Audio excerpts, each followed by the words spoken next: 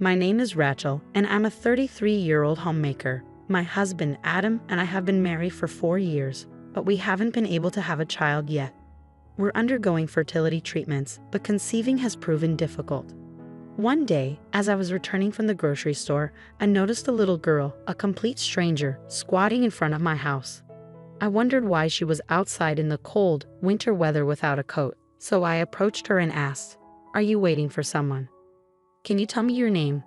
"Selena." "Selena. Okay. Where's your mother?" "Mommy went somewhere," she replied. "Are you lost? What's your mother's name?" "Mary." "Mary?" My heart sank. Mary, the sender of the letter, was my older sister.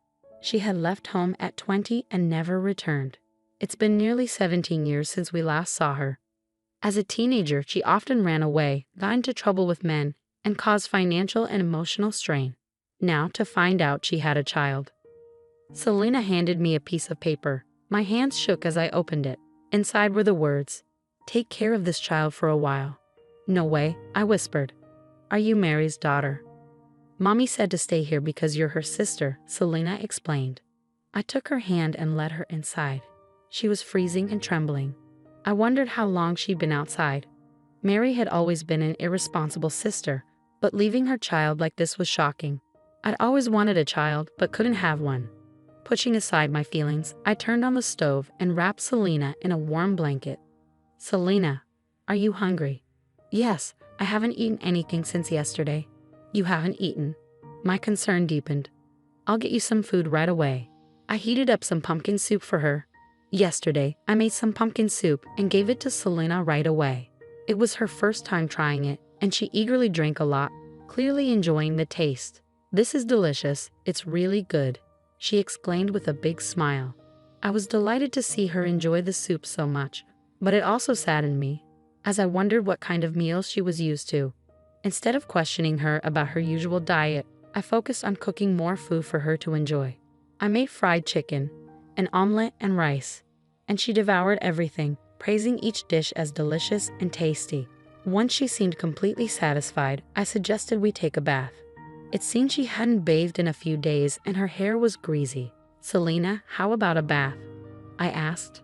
Her expression tensed for a moment, and I could tell she wasn't entirely comfortable with the idea. "You don't like baths?" I asked. "No, it's fine," she replied hesitantly. I hurried to the bedroom to find some smaller clothes for her to wear as pajamas. When I returned to the living room, Selena was gone. Hearing water running in the kitchen, I peeked in and found her trying to wash her hair in the kitchen sink. "What are you doing? The water is so cold," I exclaimed. "You'll catch a cold." Selena apologized, but I assured her she didn't need to. I wrapped her in a blanket and took her to the bathroom. She seemed amazed as I led her inside. "This is just like the house I saw on TV," she exclaimed. From her reaction, it seemed the house where Selena lived did not have a proper bathroom. It broke my heart to think that Mary made her wash in cold tap water from the kitchen to save on gas money. Holding back tears, I undressed Selena and gently placed her in the warm bathtub. "It's so warm. Are baths always this warm?" she asked, eyes wide with wonder. "Yes, they are. From now on, you can take a warm bath every day," I said. "Really? I'm so happy," she replied with a big smile. I helped Selena warm up and get clean in the bath. Her hair was slightly tangled, but I treated it to make it more manageable, and she soon looked like herself again. After dressing her in my loungewear, we relaxed on the couch in the living room as we waited for Adam to come home. When Adam walked in, Selena seemed startled and drew back in fear. "I'm home," he called out. "Welcome back," I replied. "This is the girl I told you about." "Hello," Adam greeted, but Selena continued to shy away. "It's okay," I reassured her. "This is my husband, Adam. He's very kind, so you don't need to be afraid of him." I explained the situation to Adam, and he was visibly upset. "What? That's unforgivable. We'll keep her here for a while." Of course, I agreed. How could she abandon her own child? Once Adam and I had discussed the situation, we went back to Selena, who was curled up in the living room. I spoke gently to her. "Selena, as I mentioned, this is my husband, Adam." "Hi, Selena.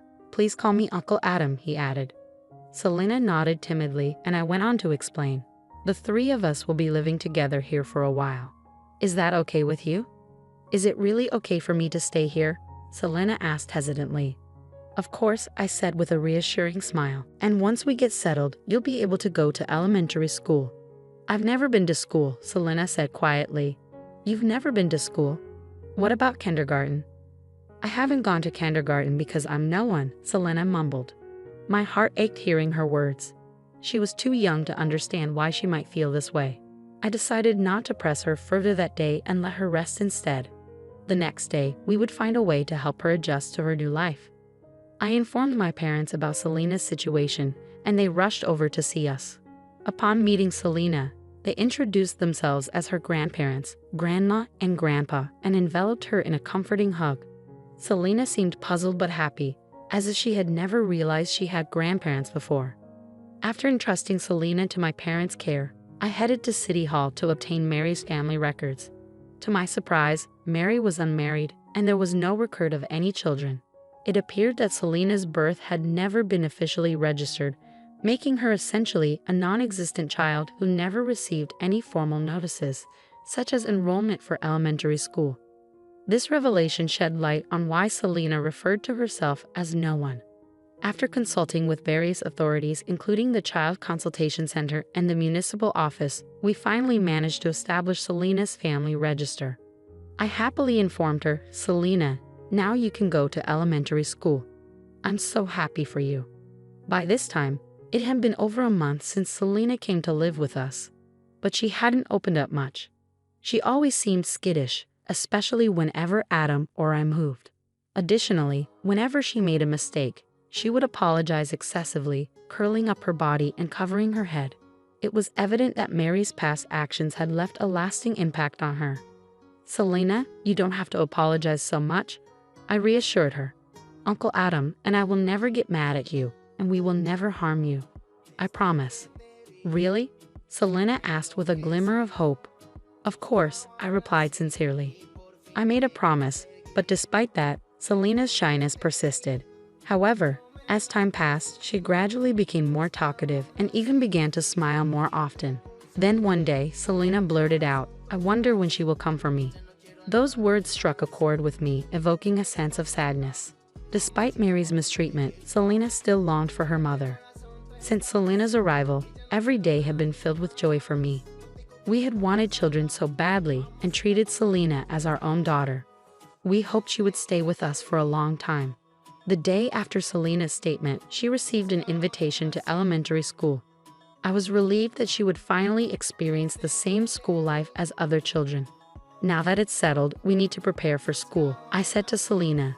We'll need to buy a school bag, stationery, and lots of clothes. Let's go shopping today for new clothes and stuff. I can get new clothes. I've already got some, Selena replied. It's not enough. You'll need more comfortable clothes for school, I insisted. So Selena, Adam, and I went to the shopping mall and got everything she needed for school. I was so excited about preparing for her school entrance that I ended up buying a lot of clothes and stationery. As we headed home, the three of us laughed and joked about buying too many things. However, to my surprise, I saw Mary standing in front of our house. Mom, Selena exclaimed. Mary responded coldly, It's not welcome home. What were you thinking? How dare you come here? I stepped in, trying to calm the situation. Hey, calm down. Don't yell. It's not productive. First, you need to apologize to Selena. But Mary only glanced at Selena and refused to make eye contact. What are you trying to do? I asked. We can't just stand here talking. Let me in the house. I'll do it even if you don't tell me. Let's go, Selena, Mary said, ignoring my question. I decided to let Mary in and ask her what was going on. Is this your husband? She asked, pointing at Adam. He's a nice guy. Nice to meet you. I'm Adam, he replied. I don't know how to say this, given it's our first meeting, but the way you've treated your child makes you an unfit parent. Mary seemed taken aback by Adam's boldness. You're too arrogant, my brother-in-law. You can't talk to me like that. You don't know me. Maybe not, but I do know you didn't take care of her properly. How could you neglect your own child? Adam countered. Mary, clearly irritated by our accusations, seemed unable to grasp the gravity of her actions. I was perplexed by her lack of accountability. I asked Selena how she felt about seeing her mother. and it was clear she was still scared. She couldn't look Mary in the eye and recoiled in fear. Initially, I assumed Selena missed her mother, but now I wasn't so sure. As I was contemplating this, Mary spoke up. "You two don't have kids, right?" she asked. "No, but so what?" I responded. "Well, I'm going to leave this child with you," she declared. "I've raised her through the toughest stages of her life. You should be grateful to have an older kid now." Adam was incredulous. "Do you even know what you're saying? You're abandoning your own child as though she's an object to be handed off." "I know exactly what I'm saying," Mary shot back. "I'm giving you childless people a kid to raise. You should be thankful." I shook my head in disbelief. "That's outrageous. We're not giving her back to you, even if you ask.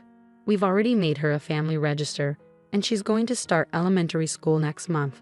We'll make sure she's happier than she was with you." "Oh, so you've made a family register for her?" Mary retorted, seemingly indifferent.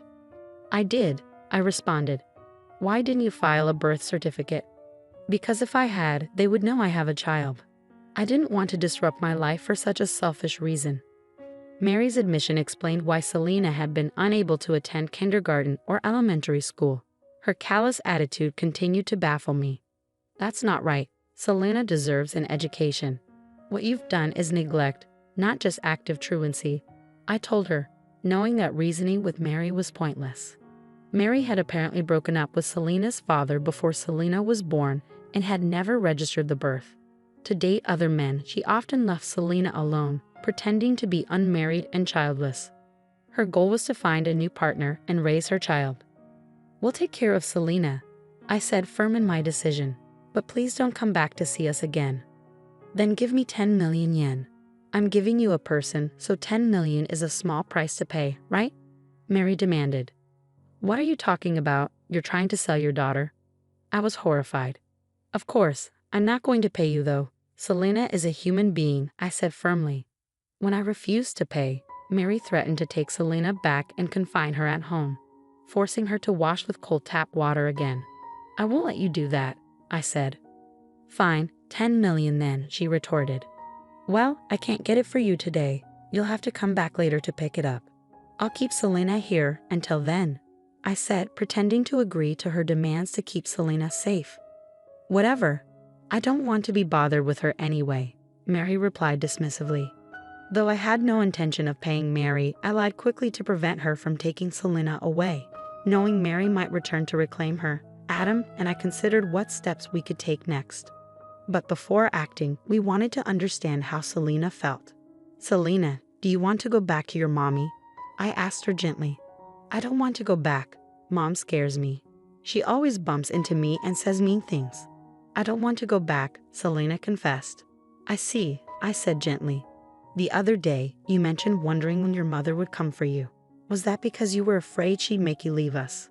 "Yes," Selena replied, her eyes downcast. "I was worried that if mommy came, I'd have to go back to that house. But I want to stay here forever." "I understand," I reassured her. "We'll do everything we can to make sure you can stay with us from now on." With Selena's feelings clear, Adam and I decided to investigate Mary's background further. We contacted an investigative firm known to Adam and discovered Mary was now engaged to a successful lawyer. We formulated a plan to keep Mary from taking Selena away and worked discreetly to prepare everything. A week later, when everything was set, we informed Mary that we had the money and invited her to our home for the exchange. During the meeting, I had my parents care for Selena. When Mary arrived, she immediately asked if I had the money. "I won't give you the money, and I won't give you Selena either," I declared firmly. Mary's expression turned sour. "I came all the way here because you said you had the money ready. Now give it to me. Do you realize how heartbroken Selena is?" I challenged her. "You're trying to sell your own child for money. Unbelievable." "How I raise my child is none of your business," Mary shot back. "Children grow up just fine on their own. You don't understand because you don't have kids. Did you even tell your boyfriend about having a child?" I asked pointedly. "Of course not. He's a successful lawyer and we're getting married next year. We plan to live happily ever after. Don't bother us," Mary said dismissively. Just then, the door opened and Mary's fiancé, the elite lawyer, walked in. He had heard our conversation. "Don't tell me what you just said is true," he said, shocked. Did you lie to me? What's going on? Why are you here? You told me you were unmarried and childless. I've never been married, Mary said. I just happened to have a child by mistake. By mistake? That's a terrible thing to say, Adam exclaimed, disgusted. The lawyer confronted Mary. I was about to marry you without knowing you cheated on me. Of course, I'm breaking off the engagement. You lied to me, so you'll need to pay me alimony. Wait, broken engagement alimony? Please don't leave me, Mary pleaded. Shut up. I can't marry a woman who treats her child like that. I don't even want to see your face, the lawyer replied, turning his back on her. Mary turned to me, her eyes filled with anger. Rachel, you brought him here. Why did you do this to me? Because I knew I couldn't handle it the usual way. I'm going to discuss Selena's case with this lawyer, I explained. I was suspicious, but after hearing your words today, I realized the truth. From now on, this lawyer will represent me and my family. You'll regret making an enemy of a lawyer, Mary threatened. Soon after, a police officer arrived at our house. I had previously reported Mary for child abandonment, and authorities had secretly recorded our previous conversation. I also informed them of her visit that day. Mary was taken into custody for child neglect and abandonment, facing a stint behind bars. Although it was a lengthy and complex process, Selena was eventually allowed to stay with us permanently. The lawyer demanded compensation from Mary for breaking the engagement, and she faced legal consequences. After her release from prison, Mary lost both her fiancé and Selena. Additionally, she had to work hard to pay the alimony and child support, which took a toll on her appearance and ability to attract men. Recently, she stormed into our house, crying and demanding Selena back. She's my baby. Give her back. What are you talking about? Selena is ours now. I won't let you take her back, I told Mary firmly. No, not mommy. Uncle and auntie are mommy and daddy, Selena chimed in. Mary, rejected by her own daughter, walked away in despair. I vowed never to let her regain custody of Selena. Mary would have to reflect on her actions alone. Meanwhile, Adam and I have stopped our painful infertility treatments. The three of us now live our days filled with laughter and joy. I'm grateful for the happiness Selena has brought into our lives, and I hope to spend the rest of my life giving her all the love I can.